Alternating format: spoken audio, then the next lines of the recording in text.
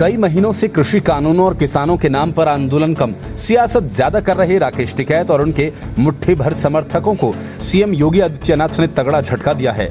झटका ऐसा कि कम से कम राकेश टिकैत को ये सोचने पर फिर मजबूर होना होगा कि सियासत उसके बस की बात नहीं है। किसान आंदोलन के नाम पर बीजेपी विरोध का एजेंडा चला रहे टिकैत ब्रदर्स यानी राकेश टिकैत और नरेश टिकैत के गढ़ मुजफ्फरनगर में भी बीजेपी ने अपना जलवा दिखाया है और मजिला पंचायत अध्यक्ष की कुर्सी हथिया ली।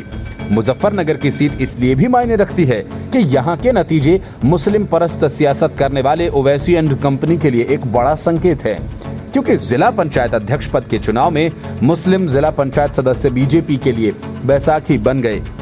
एक दो नहीं बल्कि 10 मुस्लिम सदस्यों ने बीजेपी प्रत्याशी के पक्ष में मतदान कर पलड़ा इतना भारी कर दिया कि विपक्ष के पैर उखड़ गए और उन्होंने मतदान स्थल ही छोड़ दिया।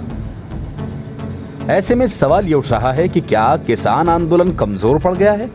मुस्लिम वोट बैंक को बीजेपी का धुर विरोधी माना जाता है।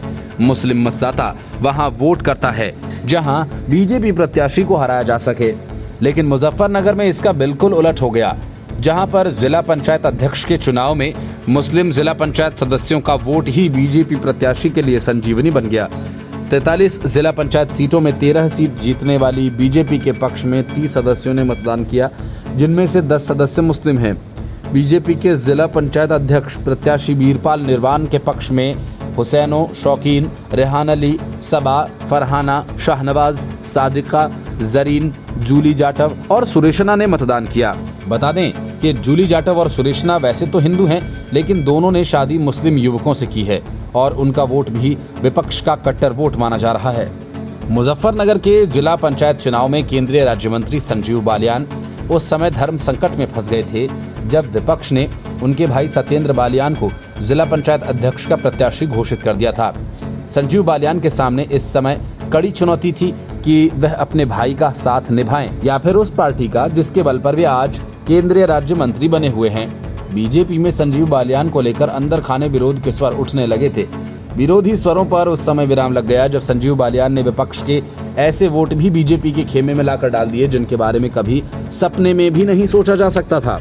विपक्ष ने केंद्रीय मंत्री संजीव बालियान के भाई सत्येंद्र बालियान को प्रत्याशी घोषित कर दांव तो खेला, लेकिन वे बीजेपी की गुगली के सामने क्लीन बोल्ड हो गए। बीजेपी ने विपक्ष के प्रत्याशियों को अपने पक्ष में लामबंद कर उसकी कमर तोड़ दी।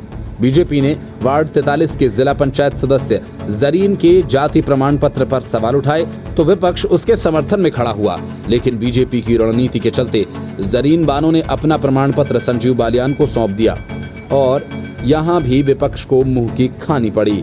अमित मालवीय ने एक ट्वीट कर विपक्ष पर तंज कसते हुए कहा कि राकेश टिकैत के गृह जनपद मुजफ्फरनगर में भी बीजेपी का जिला पंचायत अध्यक्ष चुना गया। आंदोलन जीवियों को अब घर चले जाना चाहिए। Bureau report, news of India.